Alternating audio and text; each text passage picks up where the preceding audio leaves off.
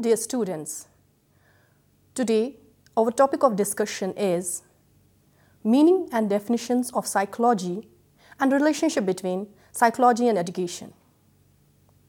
Before going through this lecture, let's have a look on its objectives. The main objectives of this lesson are to equip students with the meaning and definition of psychology. Next objective is meaning of educational psychology. Third objective, relationship between psychology and education. Dear students, let us discuss meaning and definition of psychology. First point, in terms of the study of soul, according to Plato, psychology is the science of psyche and logos. The earliest attempt at defining psychology owes their origin to the most mysterious and philosophical concept, namely that of soul. Etymologically, the very word psychology means the study of soul, and it is derived from the two Greek words psyche, meaning soul, and logos, signifying a rational course of study. Second point, in terms of the study of mind, what is soul? How can it be studied? The inability to find clear answers to such questions leads some ancient Greek philosophers to define psychology as the study of mind.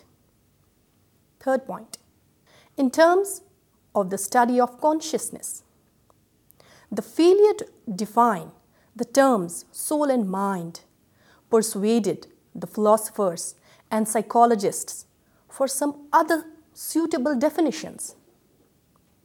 Modern psychologists define psychology as the science of consciousness.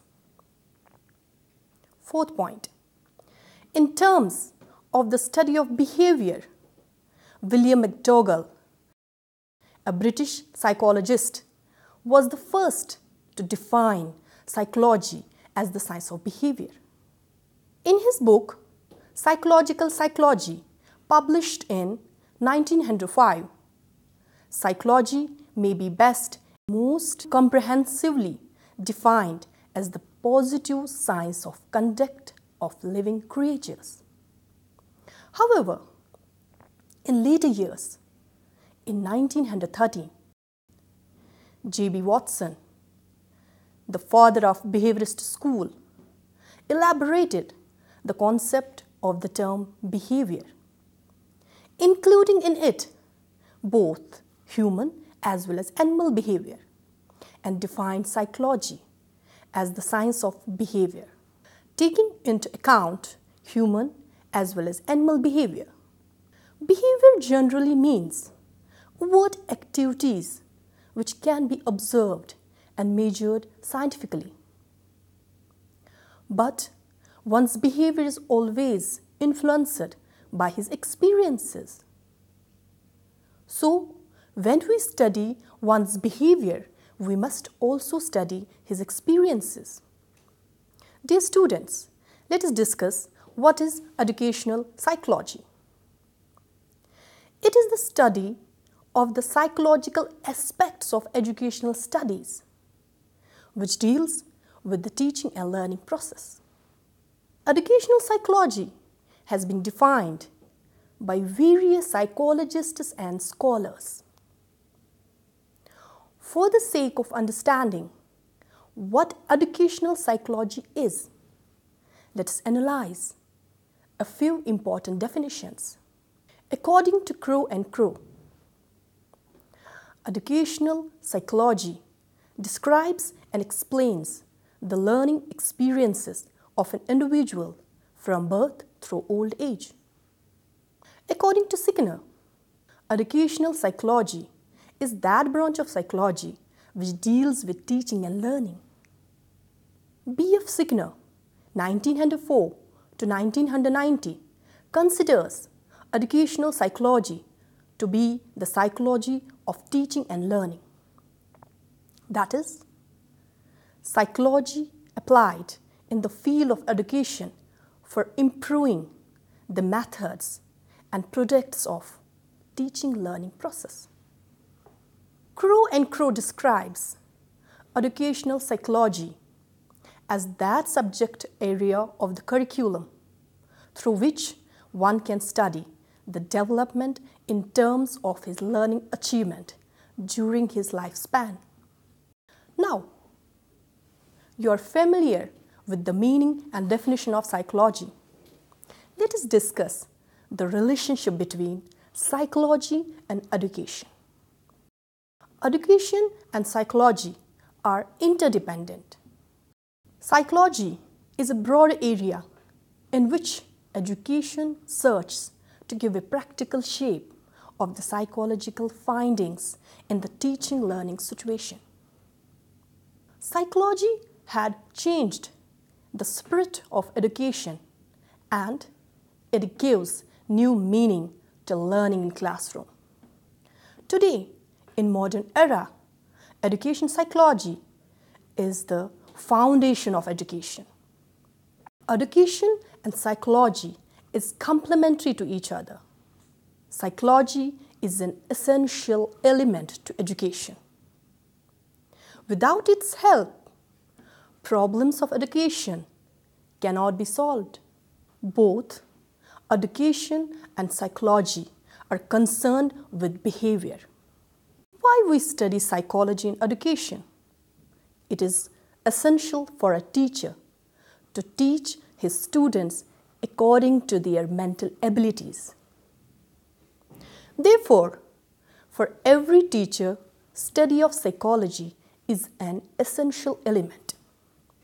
So, we can say that educational psychology is the application of psychology and its principles in educational situations. It helps us in the following ways. Number 1, psychology and teacher.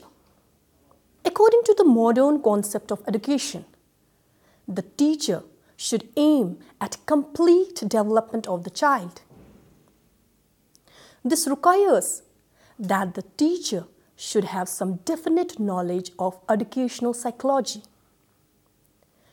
The modern teacher is motivated by a desire to make his teaching more facile, attractive, interesting. Number 2, untrained teacher. Without proper training, a teacher cannot understand the psychology of the child and his problems, what the possibilities are, and why the child is not learning. A trained teacher can understand the problem and eradicate it. Number 3, educational psychology and curriculum. A good curriculum is that which stimulates the constructive potentialities of a student and which is prepared according to their needs. At the time of curriculum planning and construction, proper care should be taken for the development rate of the child. Number 4, educational psychology and methods of teaching. A teacher has to give instructions through different methods, which should be linked with psychological principles, needs, and development of the child. If the teacher teaches his students according to the interests and mental development of the students, they will like it and will learn it easily. Number 5, educational psychology and discipline. The problems of discipline can be checked through proper psychological techniques. Psychology tells us the ways of dealing with the problems of delinquent, backward, handicapped, and gifted children and helps in maintaining discipline. It states that discipline should be self-discipline, dynamic, constructive, through proper participation in purposeful activities. Number 6, psychology, and timetable textbooks preparation. Timetable is prepared according to the psychological principles. While preparing it, the teacher should keep in mind the relative importance of different subjects and their toughness and fatigue of students. Number 7. Educational psychology and guidance and counseling. Many students have many problems in education, society, and emotions which have to be guided. Psychologists emphasize that every school should have a guidance counselor to evaluate problematic child and rectify his problems. Number 8. Educational psychology and evaluation. The total process of evaluation and examination should be linked with psychological principles. Questions should be prepared taking the normal development of the children into consideration. Educational psychology has introduced different types of tests and examinations and derived scientific measurements for intelligence, personality, education, etc. Number 9. Educational psychology and different stages of growth. According to growth, the personality and mental ability of an individual can be divided into different stages. That's childhood to adulthood, etc. During these stages, the mental maturity is at different stages. Psychologists consider that if teaching process is according to these different stages, it will be easily learned. Number 10. Educational psychology and development of personality. To build up the personality of an individual is the aim of education. To study the stimuli and responses of personality, demerits and their causes in personality, and reforms of personality is impossible without proper knowledge of psychology. Number 11. Educational psychology and social adjustment. Educational psychology has shown factors affecting social adjustment and endorse principles which lead a man to proper adjustment in the society.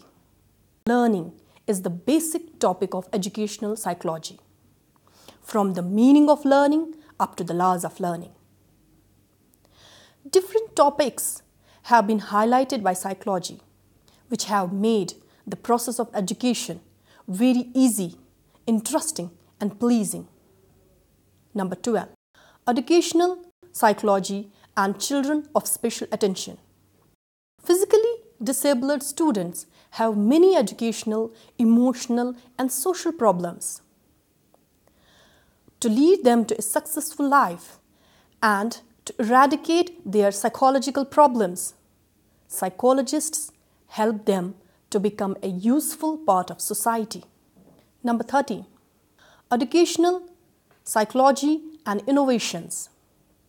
Psychology has made significant contribution by introducing innovative ideas for improving the process of teaching and learning, such as activity-centered teaching, micro-teaching, programmed instruction, interaction analysis.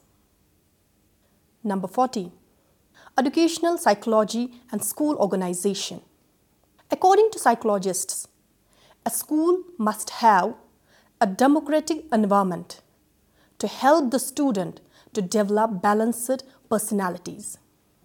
The social environment in school can be an effective tool to allow the students to develop a number of qualities such as self-confidence, leadership, cooperation and healthy competition, decision-making, problem-solving, and good citizenship.